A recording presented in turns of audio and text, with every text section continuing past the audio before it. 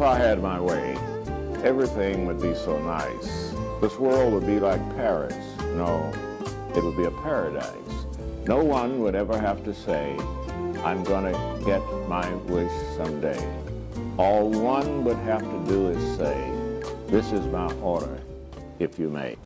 Welcome to another episode of the School Without Walls, located here at the University of Arkansas Pine Bluff Studio. My guest today is a student here majoring in psychology, Mr. Tariq Balderos, who will come on later on, and we're going to talk about the Seminole people. We say Seminole people because traditionally we've heard the Seminole Indians, but doing research we've learned that there were a mixture of people down in Florida that were called Seminoles. I won't try to do his report, but I'll simply say that the word Seminole was given to this variety of people that escaped the problems of the Americas to come into Florida when Florida was owned by Spain.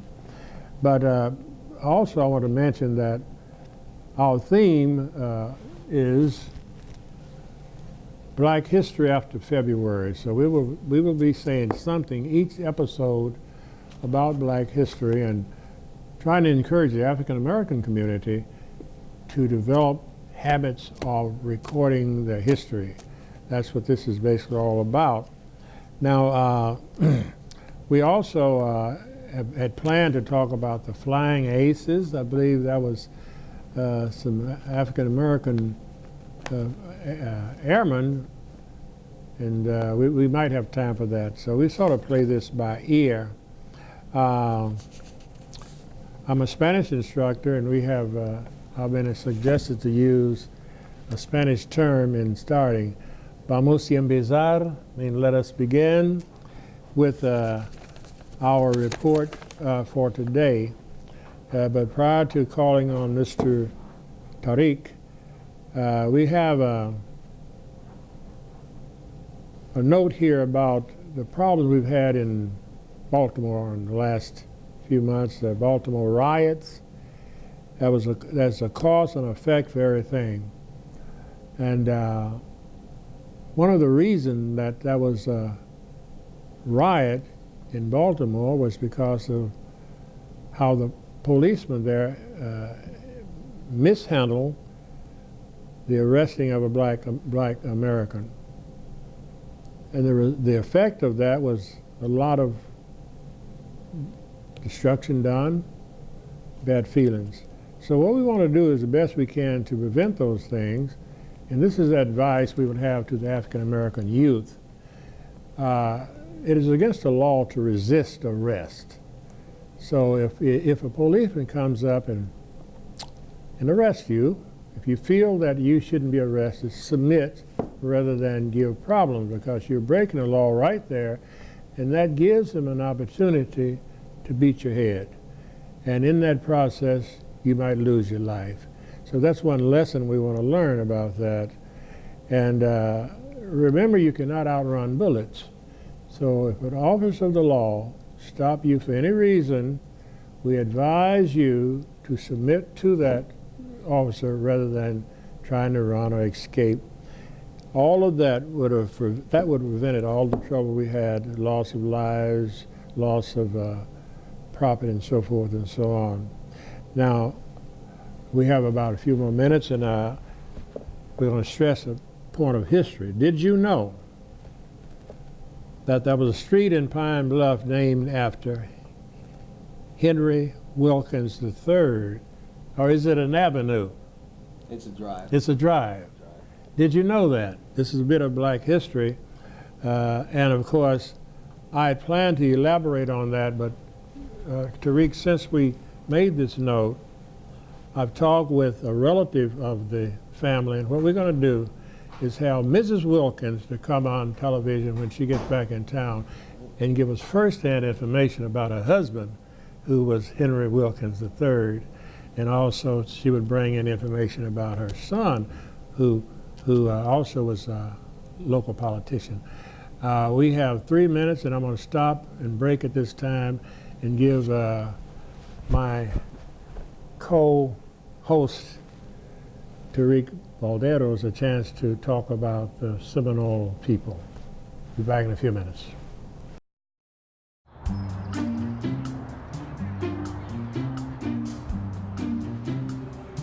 Don't worry, the 74 people were picked before me in the NFL draft. To fight childhood obesity, United Way and the NFL are helping kids play at least 60 minutes a day. Okay, time for the team obstacle course. Yay! What this place needs is more healthy kids. To get involved or donate, go to unitedway.org/play60. Now I get it. Those of you who just joined us, I'm Dr. Hobbs, in our continued effort to educate the good people of Pine Bluff on various aspects of history, with emphasis on the African American history. We have here Mr. Tariq Balderos, who is an associate of mine in historical research, and he's going to talk about the Seminole people. In that, we will find that there were more people down there than the Indians. Traditionally, we've had the Seminole Indians, and I've seen people who were members of the group that was sent to Oklahoma who look like many of us, and that raised some questions. So today we're going to answer some of these questions. Senor, you may begin. Hello, Dr. Hobbs. Thanks Hello. for having me. Thank you. Well, the story of Black Seminoles starts with the largely last uninhibited group of Indians on the East Coast. They were down in Georgia, and eventually they were moved into Florida. Most of them were Creek.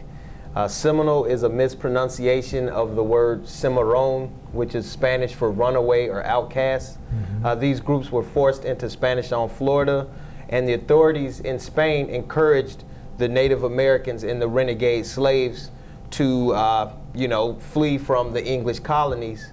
And they were actually, starting in 1689, the African slaves from South Carolina began to flee into Florida, and many of them brought their gullah culture, which we spoke about the last time I was on your show.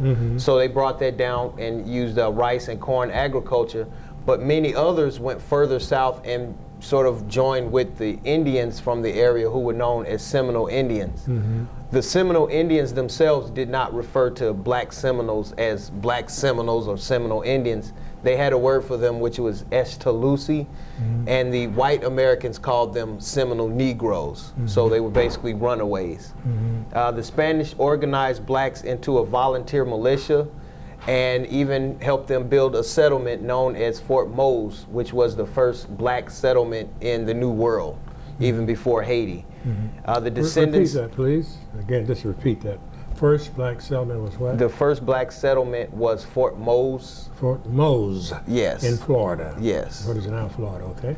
And after winning independence from England, the U.S. slaveholders sought the capture and return of these runaway slaves who fled to Spain, Spanish Florida.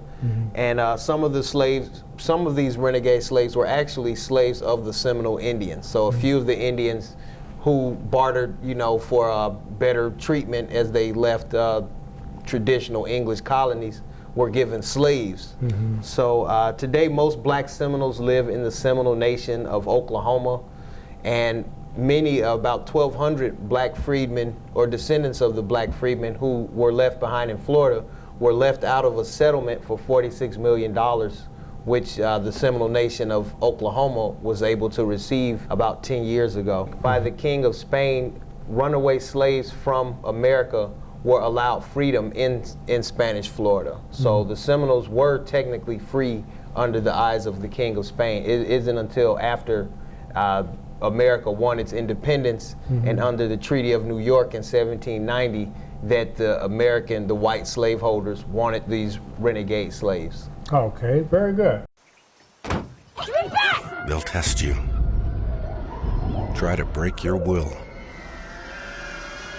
But however loud the loudness gets, however many cheese puffs may fly, you're the driver, the one in control.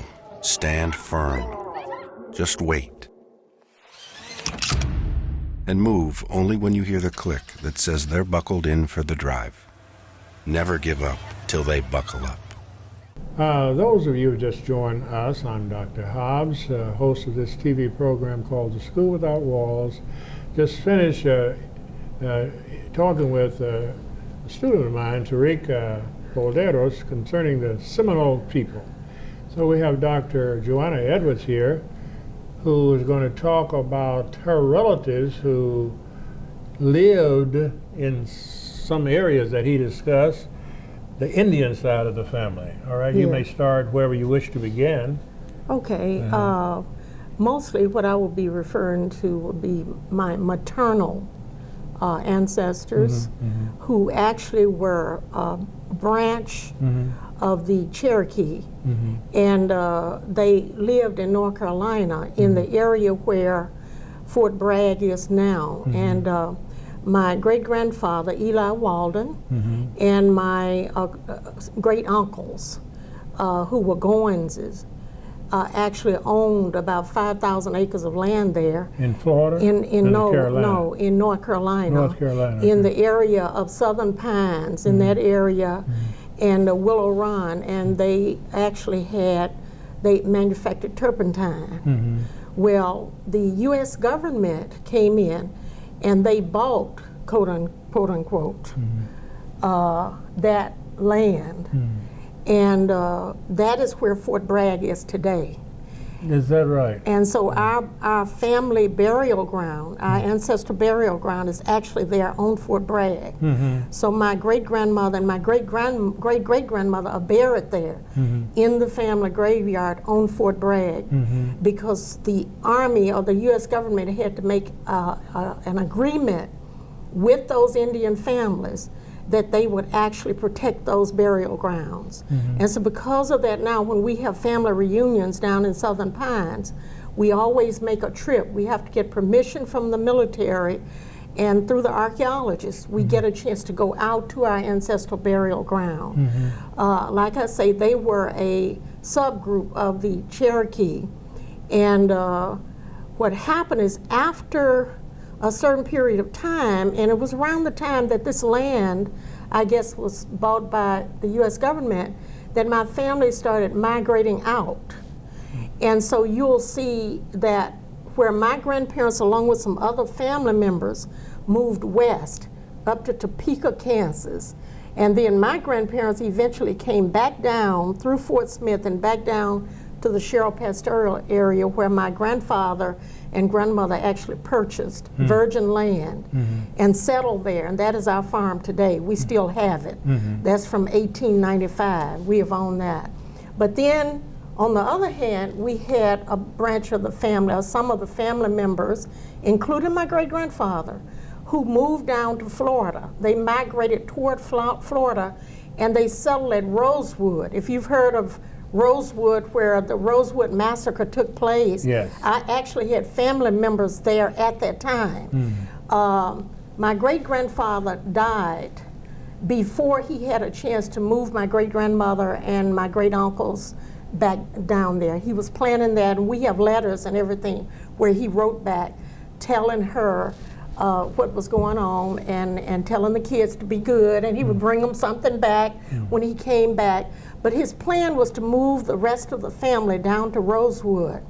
Great uncles were already down there with some of their children and all, and but he died. I think he died from maybe typhoid fever or something like that. And then, of course, in 1923, there was a Rosewood Massacre. And some of my family members were part of the Rosewood Massacre there in Florida. We have not yet figured out why they chose to move toward Florida, except that they had all of that land where they did turpentine in North Carolina, and maybe the pine trees and all were becoming scarce. And so they moved to Florida, and they went into that business again. And they made the gum that is used for, they had what they call naval stores. And they made the gum, I guess that's what you would call it, for coating the outside of wooden ships. Yes. To keep them from sinking. Right, from leaking, right? Yeah, from leaking. yeah, exactly.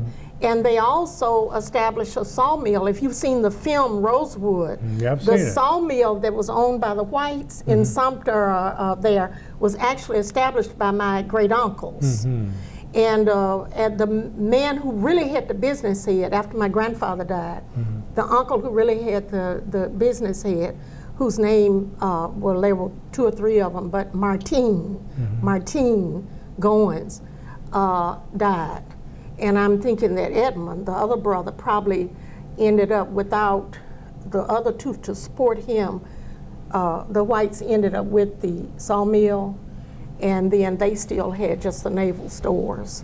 But if you look at Rosewood, my great-grandfather, Eli Walden, actually established and was the first pastor of the church there at Rosewood in the film. And there were a lot of other things. The piano player, his wife was one of my cousins.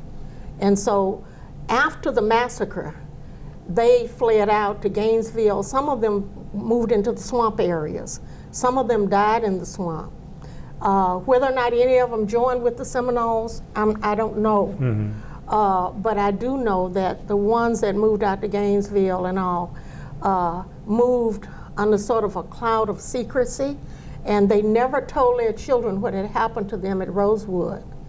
And so then there came a point that they really had to, because some of these children were starting to court each other, and they had said, no, you can't do that, that's your cousin. Right. And all. So that's the Now, sort let me of ask you a family question history. about the people at Rosewood. I kind of follow you when you said, seemed like there was a migration up north, and then they came back. One group came to Arkansas, another group went to Florida. Now, was this on the maternal side? Yes. All of this All was these were my mother's on your family. mother's side. My grandmother's family. I'll say grandmother because it was my mother's mother. And this was where the Indian blood came into the this family. is my grandmother here. I see. I was trying to get the bigger picture, but my sister had packed it away. That's the grandmother that you're That's referring my to. grandmother, and this is my mother. I mean, and you can see a lot of the favor of the Edwards in the eyes, you know, through there. There is. You all have a unique, what we call it, there's a kinship that you can see in all the Edwards. All right, now I like you to do this. We have about, Randy, we have about 3 more minutes. I'd like you to mention the members of this family, like Senator Gene Edwards, and these are your brothers and sisters, right? Yes. So would you mention those people and just tell a little Well, bit about my what they're doing, parents- what they've achieved? My mother was a Freeman. Her father was Freeman. Yes, your mother. John Freeman. Mother. Yeah, John Freeman Sr. And as I said, he settled in this area. He bought virgin land. But before he died, he did something that was somewhat unusual for blacks at that time. He left a will, and in his will, he left land. This is a part of it here. He left land for every one of his children. Now this is my grandparents' marriage license in North Carolina. This is showing him in the census when she was still alive. She died when my mother was a baby, basically. And then this is his will, a part of his will, where he left 40 acres and a house to each one of his children. How many did he have? At that time, originally he would have had probably about 9, but at that time he would have had, I'd have to go back and count them. But it was quite a few acres he had. It was about 6 or 7 children that he had at that time. He had one daughter that had predeceased him, and so he left her land to her children, her daughters. I'm trying to figure the total amount of land he had, right? And then he had acres, remarried. About 400 or 500 acres of land? Probably. Then he had remarried, and he left 100 and some acres to his widow and the daughter that he had by her. Plus he left a home. He had built a beautiful big home that both blacks and whites envied. Is that the area where Gene Edwards lives now? That's right by where Gene lives now. The house burned down when I was a baby. But that land right next to Gene is the land where the house was. The original land that your father, your grandfather purchased. Okay. All right. Now you have some more siblings. You want to talk about them? Well, We are J's. If you say J, you say Josetta? because we start with James Jr. James Jr., John, Joyce, Jean, Josetta, Jasper, Janice, Johnny, Juanita, Joanna. So it's 10 of us. Yeah. Yes, 10 I wonder, of us. did they do that J on purpose? Yes, my daddy was James. Okay, that's Yeah, unique. my mother was actually Laura. I see. Laura Bridget. Okay. So that is a rich history, and what we're trying to do here is do as much contemporary history now as we can. And this is a rich history. And we have 2 more minutes to conclude here today. Anything else you want to say? Well, I would like to say that my brother and sister were the first brother and sister who has served in the Arkansas legislature at the same time. Your brother and your sister? My brother Gene and my sister Josetta. Served. He was in the Senate and she was in the House. And they served at the same time. And I understand that they were the first brother and sister that served in the Arkansas legislature. Very interesting. At the same time. Very interesting. And of course, you've already mentioned that my brother-in-law Right. was the first elected official from this area in the legislature since Reconstruction. Reconstruction. Yeah. And wasn't he also among the first in Arkansas? Yes. I think so. I've read where. I think He was with that first group. First class, they call it. Yeah. Right. Yeah. Well, look, we're going to, later on, I want to have a program on the first. The person who did the first, he was the first, she was the first. So you might want to work with me on that. Okay. Just the first of whatever, you know, Okay. other than the first member of the family. Okay. In achievements. Yeah. So as soon as I can get Dr. Wilkins to agree, we're going to come back and let her give us a report on her family. Okay. Okay. Now, the Seminoles, one of the things that you were saying that I would just kind of like to re-emphasize a little bit, and that is that the Seminole consisted of several groups, Of people. several groups of Native Americans, as well as runaway slaves, Definitely. and I imagine other people who wanted to be in an area where there was more independence. That's true. Because the Seminole people are known for their independence. They are the first and the only Indian group, really, that never signed a peace treaty with the United States correct. government, and we didn't mention that. And so they were kind of known for their They independence. were never defeated, really. Yeah, and once they started trying to move during that Trail of Tears and that whole period of time, when the U.S. government moved the Native Americans out to Oklahoma, there were some that they could not catch. Would not and go. and they resisted and fled into the swampy areas farther south. Right. And then, of course, others came and joined them, I guess, enjoying that philosophy that we can be independent, we can join together, Right. and we can protect ourselves if we join together.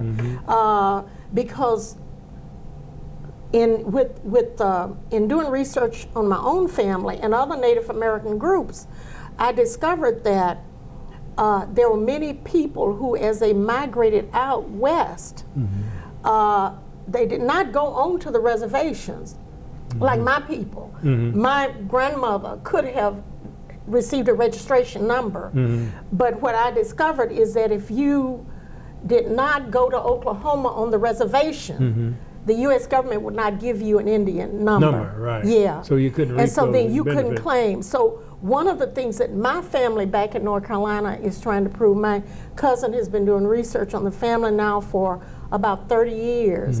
And that is one thing that she's trying to document and to prove.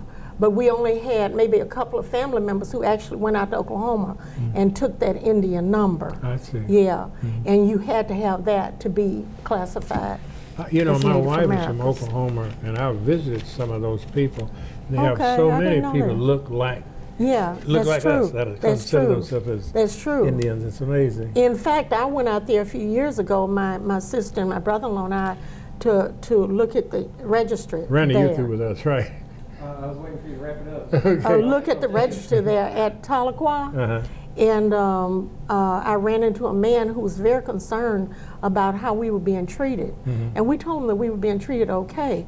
He was very upset because he considered himself Cherokee. He spoke the Cherokee language fluently, but the council was now trying to disallow a lot of the African Indians from their reaping heritage. those benefits. Yeah, exactly. That's a struggle. Yeah. Okay, well look, we're going to cut it on that, and thank you again for that history. Okay, all right.